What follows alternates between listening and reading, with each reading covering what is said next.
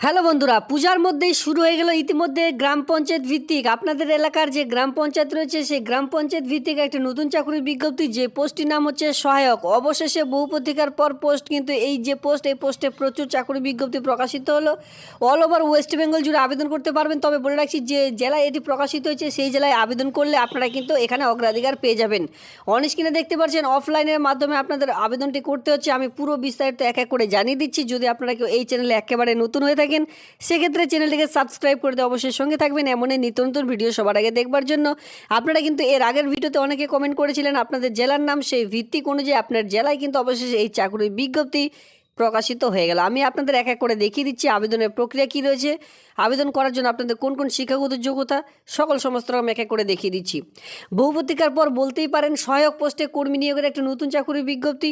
তো এই যে সহায়ক পোস্টে যদি কেউ আপনারা আবেদন করতে চান, সেক্ষেত্রে আবেদনটি করে নিতে পারেন। তবে এখানে মাথায় রাখবেন, গ্রাম পঞ্চায়েত ভিত্তিক একটি নতুন চাকরির বিজ্ঞপ্তি, কিন্তু এটি যে কোনো গ্রাম পঞ্চায়েত থেকে আপনারা বসবাস করে থাকলে আবেদনটি করে নিতে পারবেন। এক এক করে দেখিয়ে দিচ্ছি। অন স্ক্রিনে দেখতে পাচ্ছেন একটি অফলাইনে ফরম্যাট। এই অফলাইনে ফরম্যাট সঙ্গে নোটিশটির লিঙ্ক সমস্ত রকম থাকবে এই ভিডিওটি ঠিক নিচে পেয়ে যাবেন ডিসক্রিপশন বক্সে টেলিগ্রাম গ্রুপের লিঙ্ক। সেই টেলিগ্রাম গ্রুপে কিন্তু অবশ্যই লিঙ্ক প্রোভাইড করা থাকবে, সেখান থেকে এক এক করে দেখে নিতে পারবেন। তো সবার প্রথমে আমি একটু যে ফর্মটি কী করে ফিল আপ করবেন সেটি দেখিয়ে দিচ্ছি। এরপর আমি সরাসরি নোটিশটির মধ্যে আসবো। প্রত্যেকটির লিঙ্ক কিন্তু টেলিগ্রাম গ্রুপে প্রোভাইড করা রয়েছে। সবার প্রথমে দেখতে পাচ্ছেন আবেদনকারীর নাম। এখানে কিন্তু নর্মালি 8 পাস থাকলে আবেদনটি করা যাবে, আর বয়স হতে হবে কমপক্ষে 18+, ঠিক আছে? তাহলে আবেদনটি কিন্তু এখানে করে নিতে পারছেন। তো অন স্ক্রিনে দেখে রাখুন, আমি আপনাদের ভিডিওর শুরুতে বা এর আগের ভিডিওতে কিন্তু বলেছিলাম যে প্রত্যেকটি জেলায় এই চাকরির বিজ্ঞপ্তি কিন্তু প্রকাশিত হচ্ছে, ঠিক আছে? প্রত্যেকটি গ্রাম পঞ্চায়েত ভিত্তিক এটি কিন্তু সরকারি দপ্তরের একটি চাকরির বিজ্ঞপ্তি। অন স্ক্রিনে দেখতে পাচ্ছেন আবেদনকারীর নাম। যেখানে আপনাদের যদি 8 পাস থাকে, তো 8 পাসের লিভিং সার্টিফিকেট অথবা মাধ্যমিকের যদি অ্যাডমিট কার্ডে থাকে, অ্যাডমিট কার্ড দেখে আপনারা কিন্তু ফিল আপটি করবার চেষ্টা করবেন। এরপর দেখতে পাচ্ছেন আবেদনকারীর বাবার নাম এখানে আপনাদের দিতে বলা হয়েছে। এখানে আবেদনকারীর নাম, আপনার নাম দেওয়ার পর আপনার বাবার নাম দিলেন।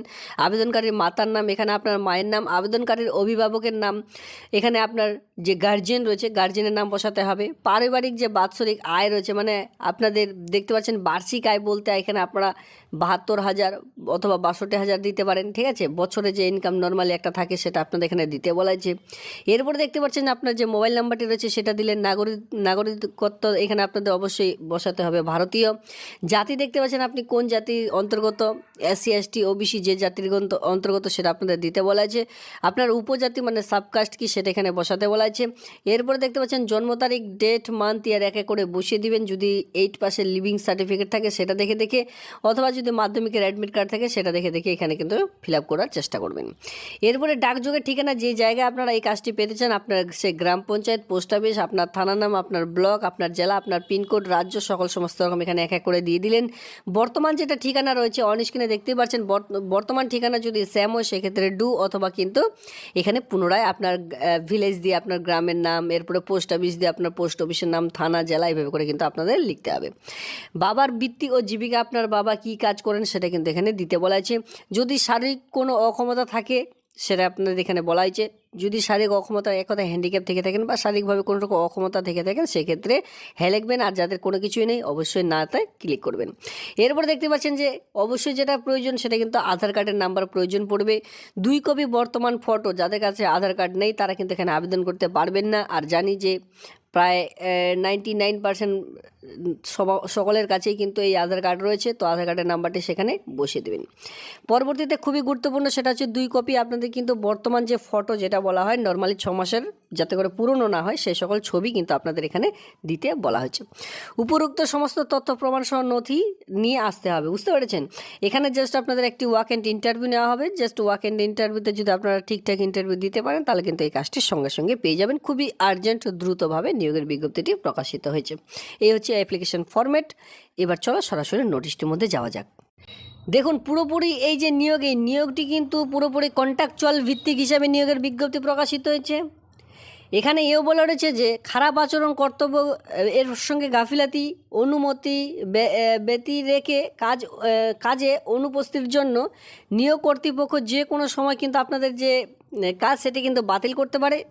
চুক্তিভিত্তিক নিযুক্ত মহিলা শনাক্তকরণের জন্য কোনরূপ দাবি দেওয়া এখানে করতে পারবেন না। এই মর্মে এক্সিকিউটিভ ম্যাজিস্ট্রেটের দ্বারা স্বাক্ষরিত একটি অ্যাফিডেভিট আপনাদের যেখানে সই করতে হবে। মানে কাজ চলাকালীন আপনারা কিন্তু কোনোরূপ দাবি দাওয়া আপনারা রাখতে পারবেন না।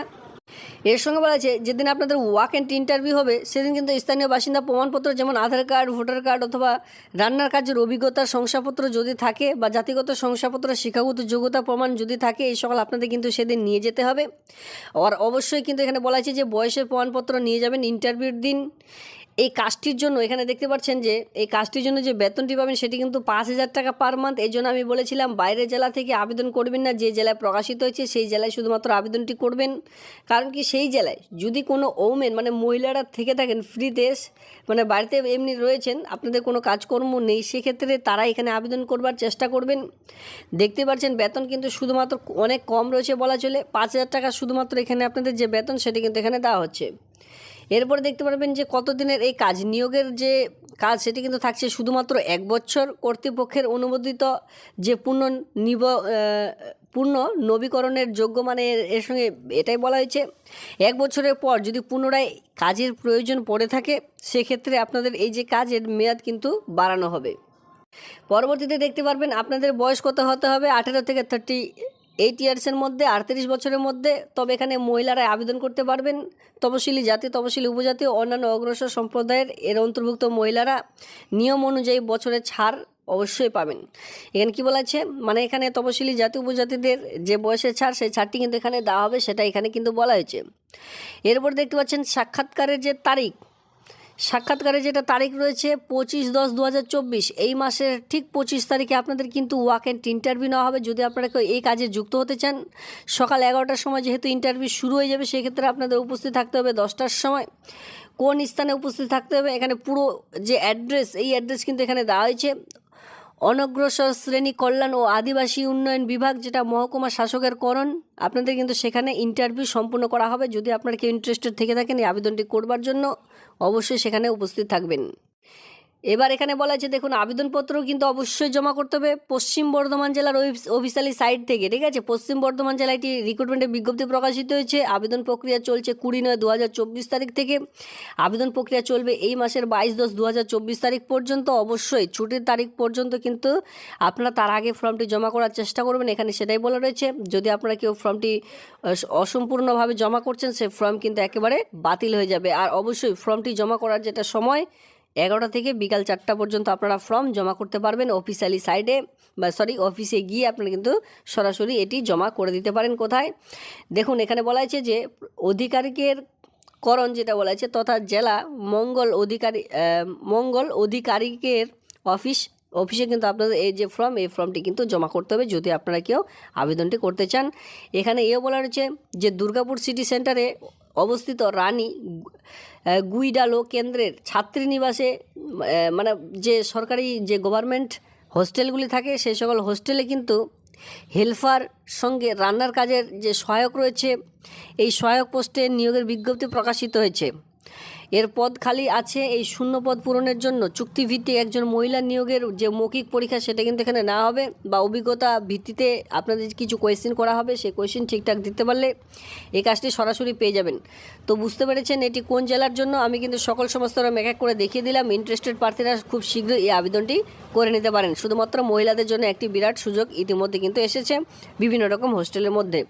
এই হচ্ছে আজকের এই ভিডিওটি ভালো লাগলে অবশ্যই ভিডিওতে লাইক করবেন, এমনই নিত্য নতুন ভিডিও সবার আগে দেখবার জন্য চ্যানেলটিকে সাবস্ক্রাইব করে দিয়ে অবশ্যই সঙ্গে থাকবেন। ধন্যবাদ।